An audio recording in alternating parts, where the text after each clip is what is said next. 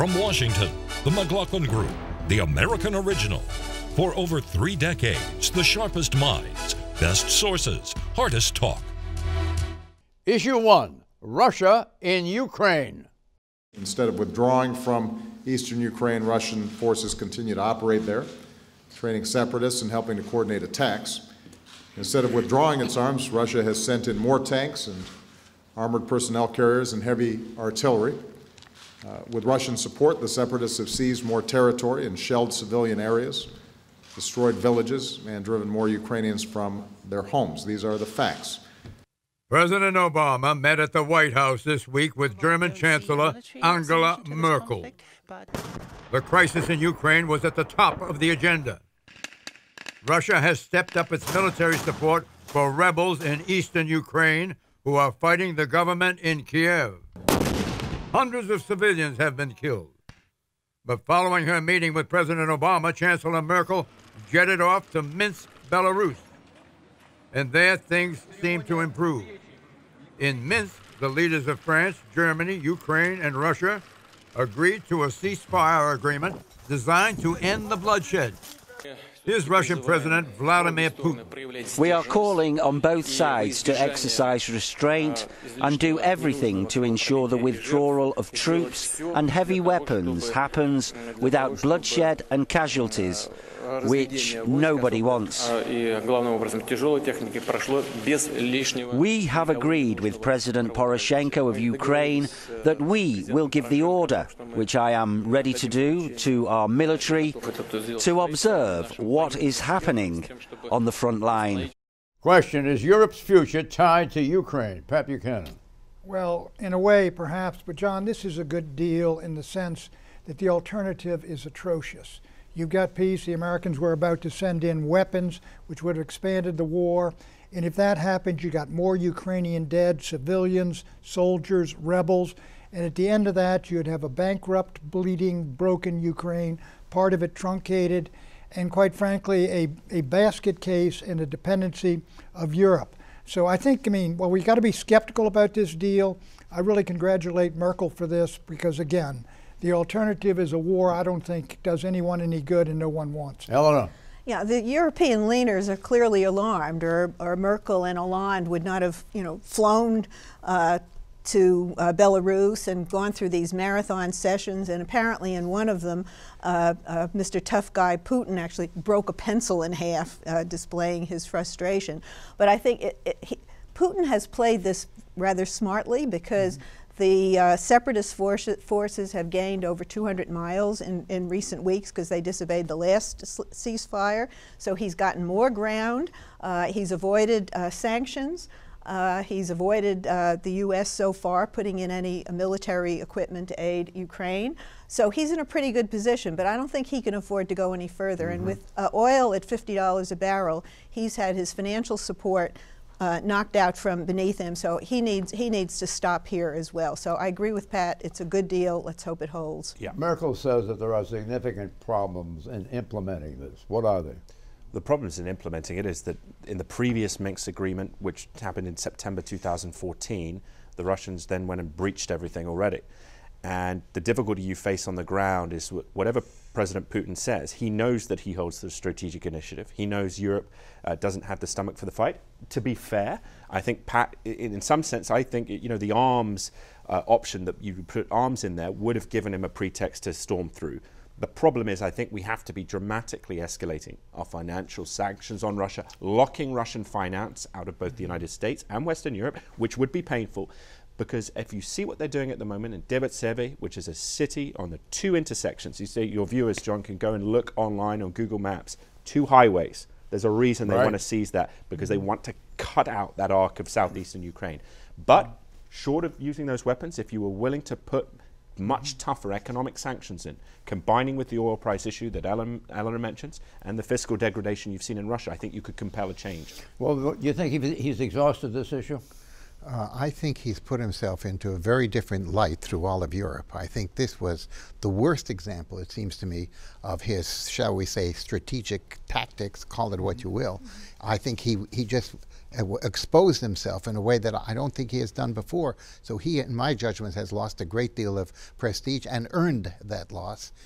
You know, there isn't a great sort of sacrifice, but I think in terms of getting financial help now from Europe, it's going to be a very, very different story for him. There's a quick one for Buchanan. The agreement also calls for establishment of a 50-kilometer buffer zone between the Ukrainian government forces and the Russian separatists. Will that be easy to achieve? It might be difficult, but it's the right thing to do. John, let me just say what I fear more than anything. It's not whose flag flies over Luhansk and Donetsk. I think in the long term, in the 21st century, it is vital that we not drive Russia out in toward China and that we try to bring it back into the West. Despite the problems we've got with Putin, American presidents have dealt with tougher communist leaders than Vladimir Putin, and we ended the Cold War peacefully. That's my concern, is can you bring Putin and Russia back into the West? And frankly, if you got to make some concessions to do it, I'm for it. Well, okay, European leaders worry that the crisis could endanger the very future of Europe. If we give up this principle of territorial integrity of countries, then we will not be able to maintain the peaceful order of Europe that we've been able to achieve. And this is not just any old point. It's an essential, a crucial point, and we have to stand by it. What do you make of the Chancellor's words, Eleanor? Well, I think Europe is united, and Europe is united with the American administration. And what Putin would like to do is drive a wedge. And I think for the moment they're going to back off from any stronger sanctions, see if the ceasefire holds. And I think, again, I hate to say it, I agree with Pat. You got to give Putin some maneuvering room so you don't trap him. But she's right. I mean, this is the biggest challenge to European solidarity, really, since the end of the Cold War. Well, you're in agreement with Pat on this. Yeah, I am. Was that difficult for you? I'm going to have to go to confession afterwards. Look around. And I'm not even Catholic. What do you think? I think her point is absolutely valid. The inviolability of territory in Europe is a long-standing principle. They've had enough problems over God knows how many centuries when European countries were fighting with each other. This was something that they would have felt and backed up very, very strongly. And Putin got himself way out over this boundary, I think, and would have, in my judgment, created a huge imbalance in his relationships and Soviet's relationships with Europe. And when he is in a position where his finances are just about falling apart, that is something he couldn't afford. You know, Quickly, there's a problem with that. Look, we tore Kosovo away from Serbia. So we did that. Secondly, when the Soviet Union broke up, 15 new countries, many of these countries had groups of Russians in there whose allegiance and loyalty is to Moscow, and we got to deal with that problem. I agree. We don't want to see the Sudetenland situation, but you're going to have to deal with that problem. Okay, losing Egypt. President Putin was a busy man this week. From Minsk, he flew to Cairo, where he was greeted by President Abdel Fattah al-Sisi of Egypt.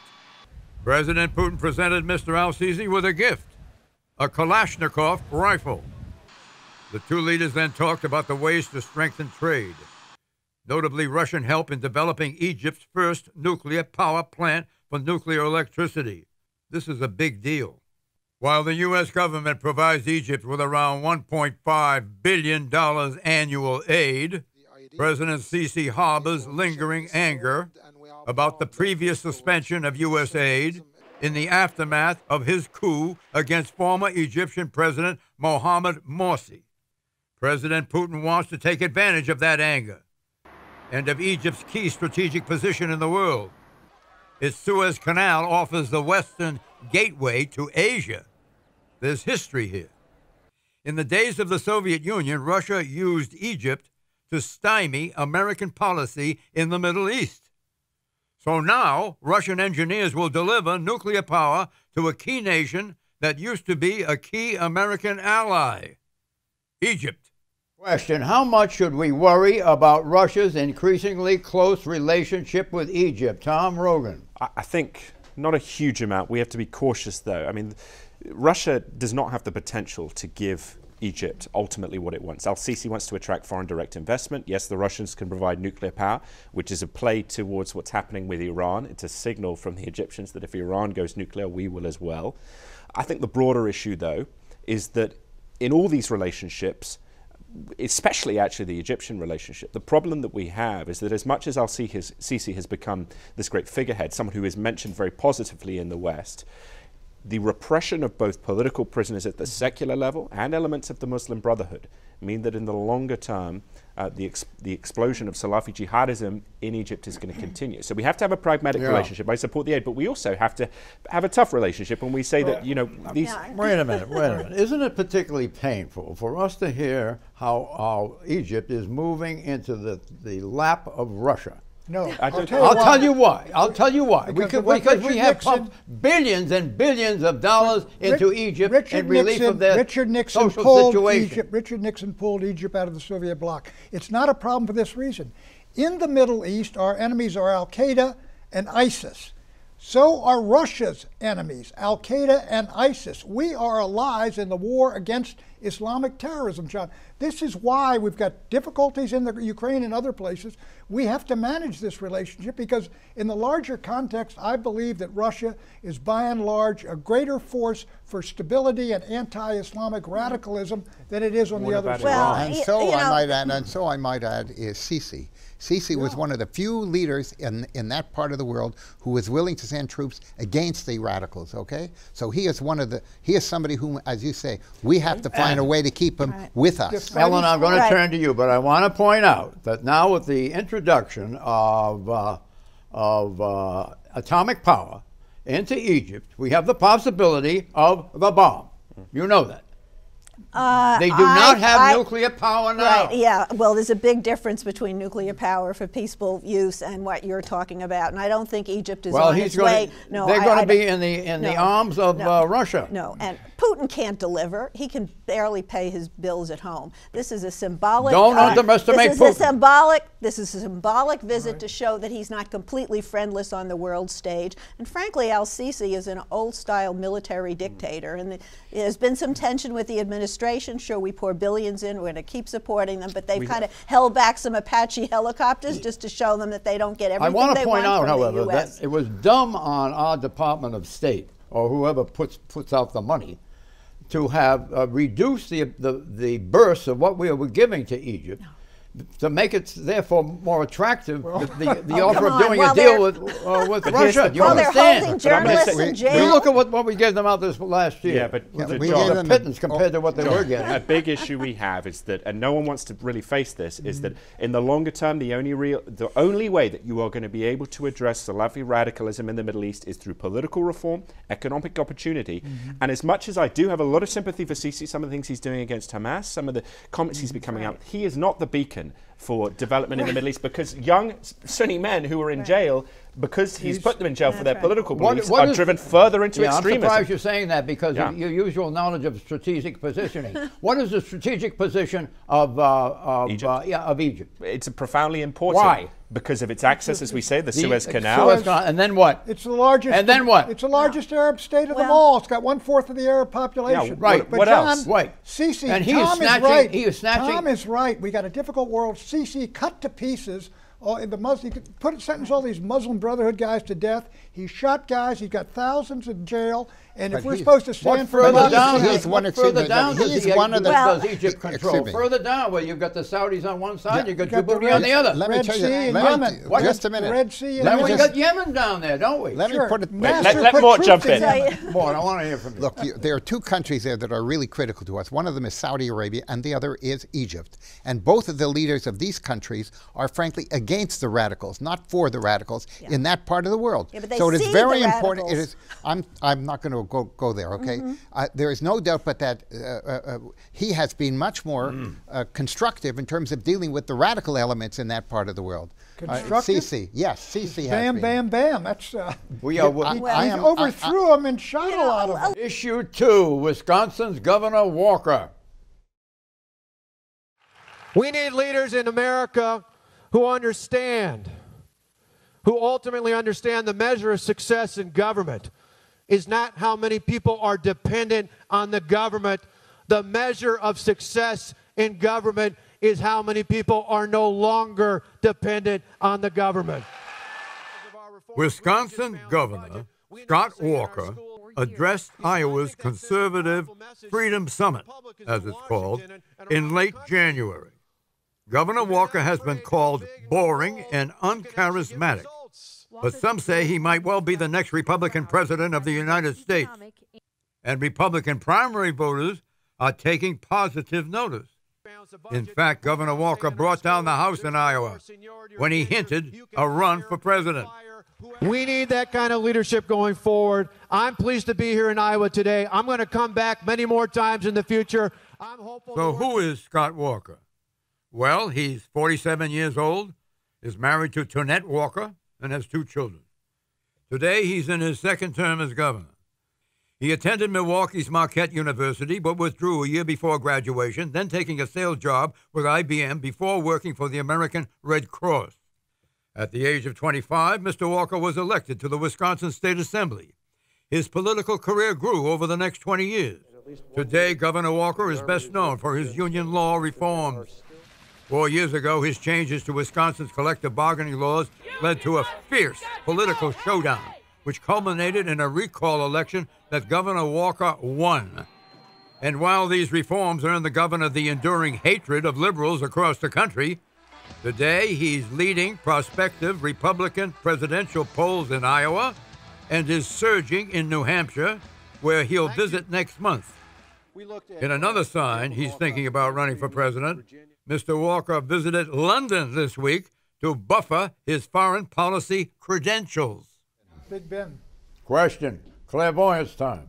What are Scott Walker's chances of winning the 2016 GOP nomination?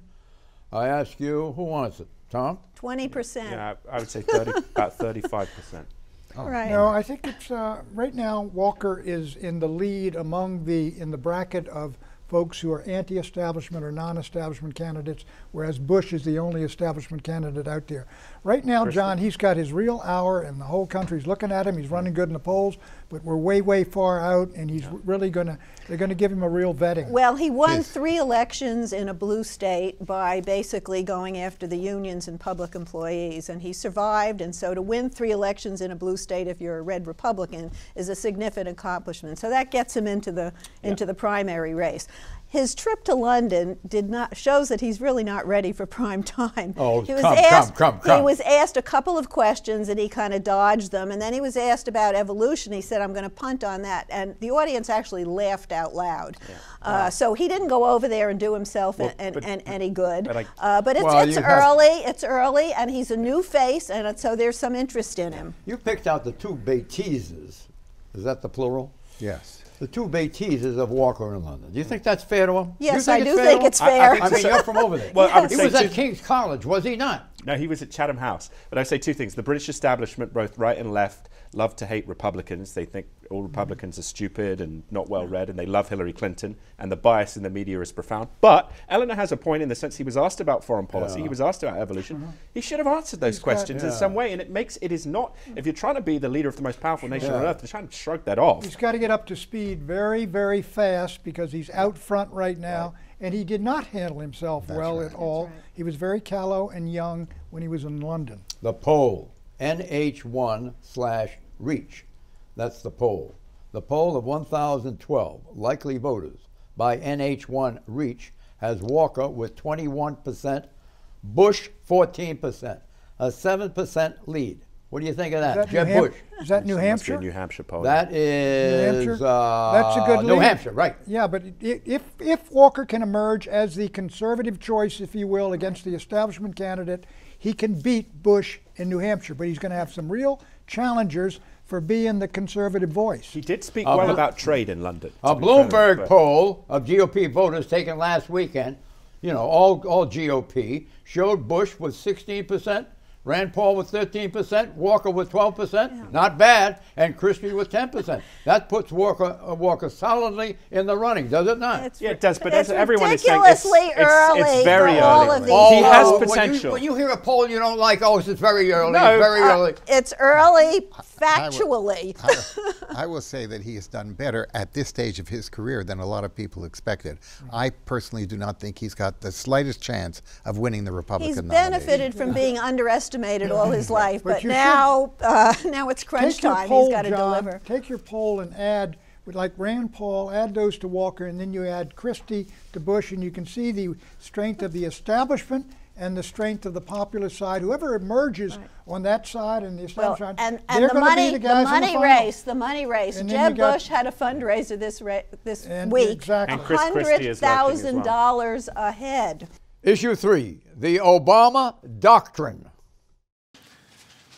Today, my administration submitted a draft resolution to Congress to authorize the use of force against ISIL. President Obama has sent a draft AUMF, or Authorization for Military Force, to Congress. The target of this authorization?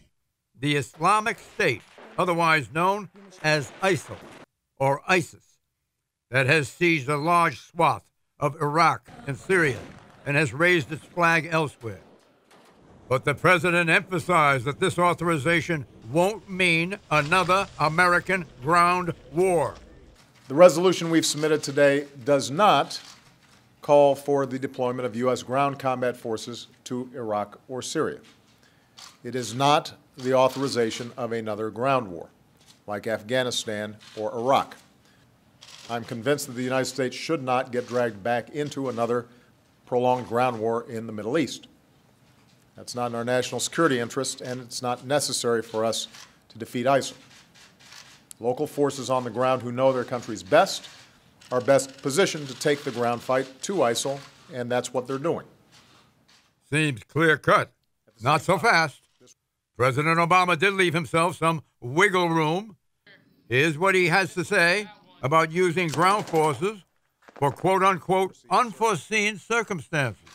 For example, if we had actionable intelligence about a gathering of ISIL leaders, and our partners didn't have the capacity to get them, I would be prepared to order our special forces to take action, because I will not allow these terrorists to have a safe haven. That's not all. To the consternation of some national security officials, President Obama has put a limit on this authorization of force. And limits this new authorization to 3 years. I do not believe America's interests are served by endless war or by remaining on a perpetual war footing. The cutoff date of 3 years will encourage ISIS to play for time and to try to run out the clock. Combined with the restrictions on U.S. use of ground forces, it tells them to lay low until after the end of President Obama's term of office. This is what I read here from someone who objects to the president's plan. What do you say about that? It sounds similar to something I wrote. I think that that's true. I think the difficulty is for military commanders who are planning the long game is that you need to know there's going to be confidence there. You do not want to break an operational tempo in the long-term future. It is anathema to military strategy. It's, you know, I don't know if it's the administration, so I'm not surprised, but it is a real problem because you need to show that you are consistently ready to destroy this group, that you're not caveating on special forces, that you're not tying commanders' hands. The president is the commander-in-chief, but there are too many bureaucratic obstacles in the UMF as it stands at the moment.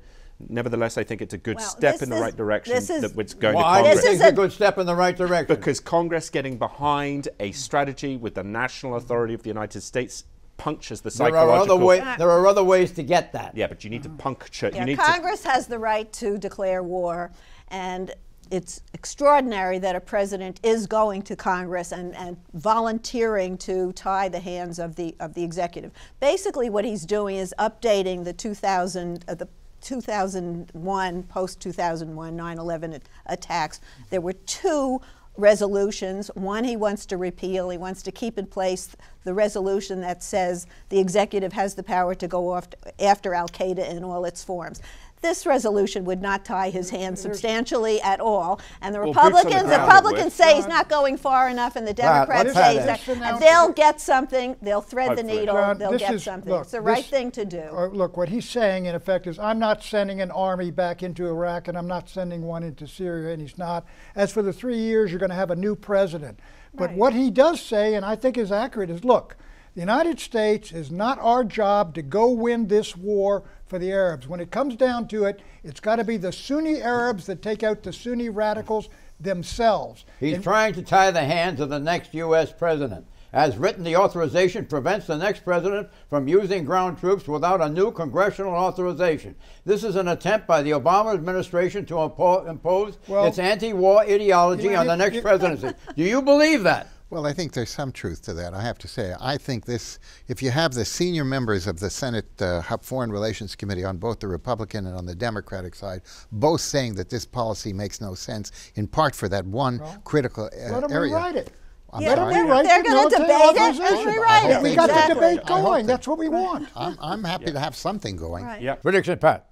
The next Scott Walker, who will suddenly rise to real fame and be looked at as the populist candidate, will be Marco Rubio. Next week's White House summit on conquering violent extremism will reveal that Americans have more to worry about from extremist attacks from their fellow Americans than from any overseas jihads. What? Excuse me, John. I'm going to do a converse to Eleanor's. I think next week's summit, which should be called a summit on Salafi jihadism, but whatever, will show that the threat posed by extremist groups around the world, especially on that side, is massive. What? The Soviet Union, Russia, is going to have to go into the financial markets to raise money because their collapse of their revenues from energy, and they're going to get $20 billion from the Chinese. I predict NBC News anchorman Brian Williams will be back in his chair after his 6-month suspension. Without Williams, NBC's rating will take a hit, and the network will need him to anchor the nightly news. Williams will have ample time for a persuasive mea culpa and for treatment of what may be mythomania that will restore a balanced view of his journalistic career. The group joins me in this word of condolence to the loved ones of 48-year veteran CBS News, Bob Simon, who died on Wednesday in a Manhattan car crash. He traveled the world covering stories from war to music and forged a reputation for objectivity and decency. In decades of distinguished journalism, Simon earned 27 Emmys and 4 Peabody Awards. He was 73. May he rest in peace. Bye-bye.